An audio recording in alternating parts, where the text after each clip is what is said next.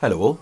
Just watched Star Trek Season 3, the final episode, Episode 10, The Last Generation. That was actually the second time I watched it. I was a little overwhelmed by the first watch, similar to an earlier episode. I couldn't really get my thoughts straight, and perhaps I was a little overtaken by the nostalgia and the thrill of watching it, so I just felt like I needed to watch it again. Unfortunately, that's put me back now because I was hoping, with being busy tomorrow, that I'd get this video done quicker. So it may actually be later. Sorry about that. So it was a cracking final episode.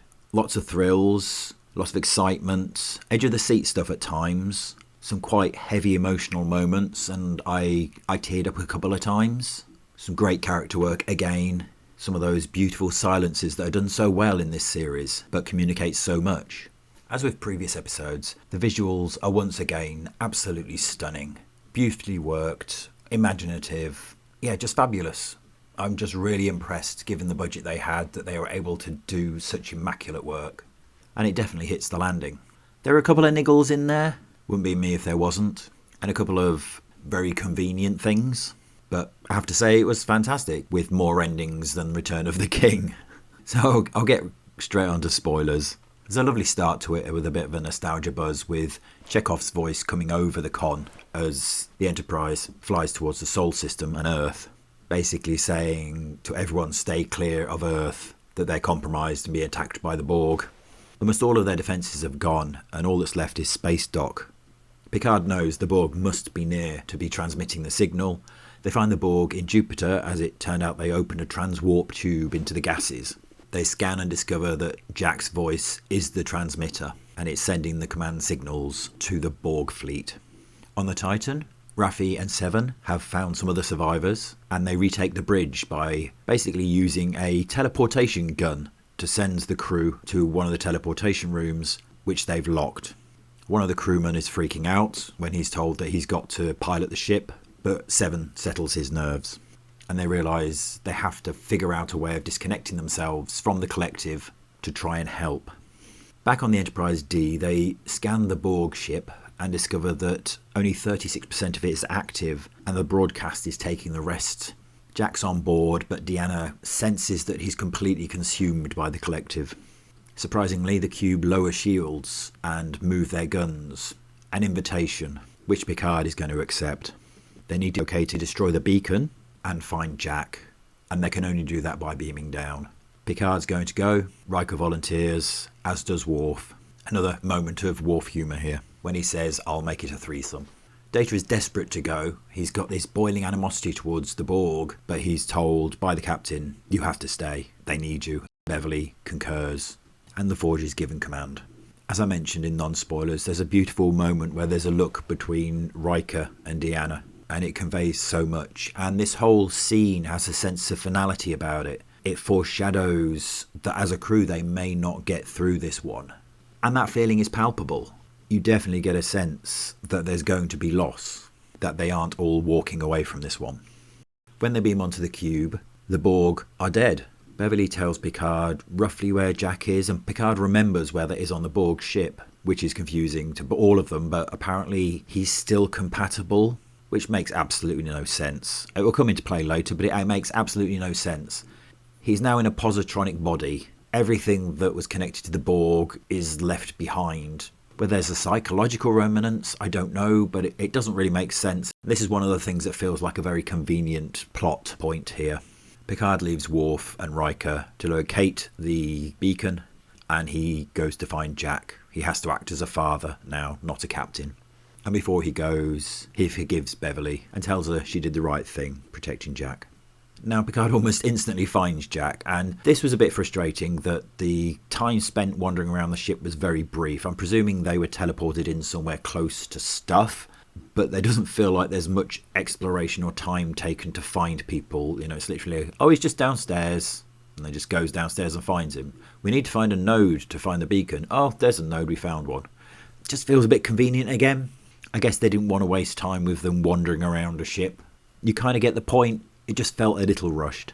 So when Picard finds Jack, he's been fully assimilated, and behind him is the misshapen mess of flesh and machine that is the Borg Queen. She's been cannibalising her crew and the ship to survive after being abandoned and lost. and infected with the disease, as per Voyager's final episode. On the Titan, they realise the Enterprise D is out there and once again affirm they need to find a way to break free of the collective. And here's another contrivance, because they realise that, technically speaking, line of sight is needed for the connection, which makes absolutely no sense. They realise that using the cloak can get them away. Again, makes no sense. If they said something about the use of the cloaking device confuses the Borg in some way, I don't know. It just, it was a little bit weird. The crew once again, or rather a particular crewman, expresses his concern, and Seven gives a rousing speech. The confrontation between Picard and the Queen continues. He shoots, but it's no use. And it's quite a nice scene. There's lots of really nice scenes through this episode. He offers himself up, but she's not interested because he's the past. She's not interested in assimilating. She wants evolution. Meanwhile, Riker and Worf find the transmitter, just as the Borg awake. And again, as previous episodes, there's a lot of things happening at the same time. So I might be jumping about a bit. There's a fight between the Borg, Riker and Worf. Riker doesn't do very well. Worf stands his ground for a bit. Some nice Worf action there, which is always fun. And then, unfortunately, he gets shot twice. The Borg, in their Borg way, just slowly advance. It turns out that Worf has a phaser hidden in his blade. Another comic moment where Riker asks him, "You had this all the time?" And he says, "Blades are more fun." So Riker turns and kills both of the Borg.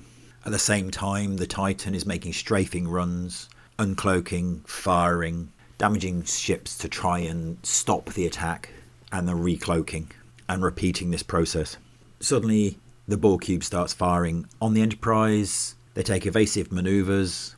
Weapons aren't automated yet, so Beverly takes over, and they go on a strafing run themselves and blow the ever-loving shit out of it. It's just quite a great scene, and they just turn around looking at Beverly like, what the hell? And she basically says it's been a long 20 years. There's a growing sense of desperation in this now, as the Titan begins getting targeted despite its cloak.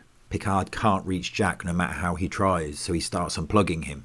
Obviously, Worf and Riker were pinned down until they managed to take out the Borg. And to add to that, the Enterprise crew realise that the beacon is at the centre of the Borg cube and there's no way of getting there. It's impossible, but Data insists he can do it. And so he takes the Enterprise in, and he's loving it. He's loving every minute of it, flying through these ridiculous spaces and blasting as he goes. This is visually stunning, this episode. So many great visuals and imaginative ideas. It's just fantastic. On the Titan, the crew escape and disable the cloaking device, making them basically sitting ducks. And Space Dock is disabled, leaving no one left to prevent the Borg fleet from targeting all the major population centres on Earth. Despite his efforts, Jack doesn't hear Picard, and whilst he continues to unplug him, the Queen tells him that he will kill Jack, because Jack has to be the person who decides to leave. Picard decides the only way he can save Jack is to go back into the collective, and he plugs himself in. When they find the beacon, it turns out it's tied directly into the ship, and if they destroy it, it will destroy the cube. They have to make a choice, and Deanna's the one who voices this, which is obviously incredibly painful for her. Destroy the Borg cube and lose everybody on it, or lose the universe. The logic is clear, but that doesn't stop it being a heavily painful choice, and Beverly has the final yes, knowing she's going to lose her son. Riker and Worf are tied into the comms and hear the conversation, but refuse to be beamed out because they want to find Picard and help him. Some humorous references to it being a good day to die here. In the collective, Picard finds Jack, and Jack's euphoric. He's in a place he's kind of always wanted to be. He's surrounded, he's not alone anymore, he's not scared anymore. There's no pain, there's no suffering. Everything feels perfect. And try as he might, Picard still can't reach him. He still can't persuade him to leave. So once again, echoing an early episode, Picard surrenders and says, "If you won't leave, I will stay with you until the end."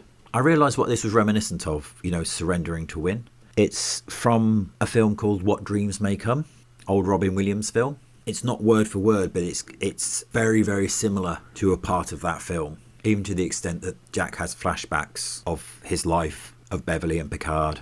The Enterprise destroy the beacon, and a cascade starts as the Borg cube is being destroyed. As the Enterprise starts to retreat, Data is still scanning for Worf, Riker, Picard and Jack, with little luck. Picard's actions have freed Jack. He pulls himself out. He disconnects Picard, but they can all see death coming. They know it's the end. Riker thinks of Deanna and his son, and in that second she senses him and directs the ship to them. Again, an amazing visual with the Enterprise D above them in this chamber. They're beamed out and the Borg cube just explodes. Right in the nick of time as the Borg-infested members of the crew of the Titan are facing off against the survivors. This felt a little bit weird, to be honest with you, because they're standing there pointing guns at each other and the Borg wouldn't be pausing. So I guess it's a timing thing. And they're all disconnected. Picard, Jack, Riker and Worf return to their weary crew. Geordi sees his kids, Raffi and Seven, on the view screen. Felt a bit clunky that bit, but nice. And Worf starts snoring. Quick aside here. Geordi's daughter number 2 never does anything in this series, which is a shame. I don't know whether she's limited actress. I know she's his actual daughter, but she really doesn't do anything. She's just there. And now we get the Return of the King, multiple endings. Earth's defences and the Federation and Starfleet are in tatters. Beverly is made an admiral and head of medical and develops a method using transporters to purge the Borg element from all infected people. Also a secret way to detect changelings. As with DS9, it turned out the changelings kept some of the people they'd mimicked alive. Tuvok is one of them. And we have a scene with him and Seven where he reveals that the crew of the Enterprise have been pardoned. However, she disobeyed a captain's order, and to preempt him, Seven resigns. At that moment, he plays her officer review from Shaw. And this is a lovely little last moment from Shaw. Such a great character, such a shame he died. In his own way, and somewhat reluctantly, but at the same time with a massive amount of admiration for her. He says what an incredible officer she is, that maybe he's the past and she's the future, and recommends her for captain. Which breaks Seven, obviously. She's shocked by this. It's another moment of brilliant character development of Shaw. He was way more than the dick that he appeared in the first episode. I will say I'm not totally sure Seven actually deserves that validation. I've not really seen much from her, but I'll get onto that a bit later. Raffi's family call, and basically they want her to be part of their family again. And it turns out that somebody, a certain Klingon, released information of her commendations and awards and all the things she's done in secret. They have a lovely farewell, and then Worf moves in for a hug. Now, part of me liked this because Worf isn't the person to hug, so that felt like a really powerful moment. But on reflection, why the hell is he hugging Raffi? He doesn't want to hug people he's known for decades, and then he hugs Raffi, who he's known for 5 minutes. It feels very unearned. There's a nice comedy scene with Deanna and Data as he's trying to wrestle with the idea of being human, and he's basically oversharing and overrunning sessions with her. So while he's waxing lyrical about his experiences, she's looking for holiday destinations. A year later, Riker, Picard and Geordi are in the Enterprise D saying goodbye. And there's a nice little tribute to Majel Roddenberry when Riker says, "I miss that voice." Switch scenes to Beverly and Picard flying Jack to his first posting because he's been fast-tracked through the academy. There's a comment about nepotism and having the right name. And Picard says, "Names don't matter. What you did matters." They've been hiding from Picard where his first posting is. And as they fly towards the Titan, it's revealed that they've renamed the ship Enterprise G. And Jack says, "Names mean everything."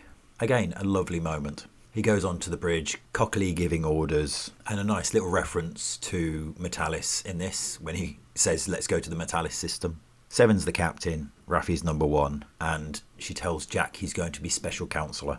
Don't know why. Strange position, but there you go.